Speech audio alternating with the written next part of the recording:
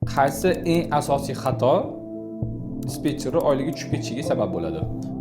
Menimcha, birinchi o'rinda driver bilan dispetcher orasidagi communication.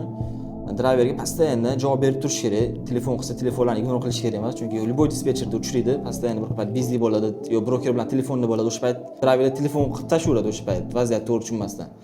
Menga javob ber, menga javob ber. Chunki driverlarning xayolida biz ofisda o'tiramiz, YouTube ko'rib, yuk olmasdan nimadir o'ynab o'tiramiz deb o'ylashadi.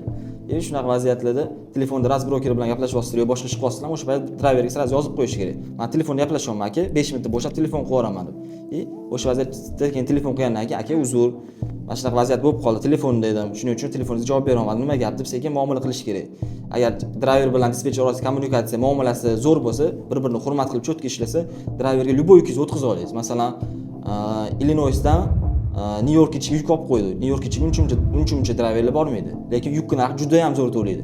Juda ham yaxshi pul topsa bo'ladi bitta yuk o'zida. O'shanda driverga telefon qilib, to'g'ri muomala qilib, yaxshi muomala qilib, o'sha yukni o'tkazsangiz bo'ladi tushuntirib. Kommunikatsiya bo'lmasa, по-любому nima yuk olding menga deb, yukni cancel qilib yubor yo remove qilib yubor deb to'g'ri tushuntirib olish mumkin.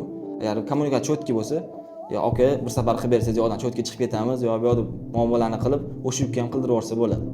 O'sha sababli KPIga ishlaydigan dispetcherlarning oyligi 3%, 2,5% bo'lib ko'tarilib ketaveradi, yaxshi yuklar olganligi sababli.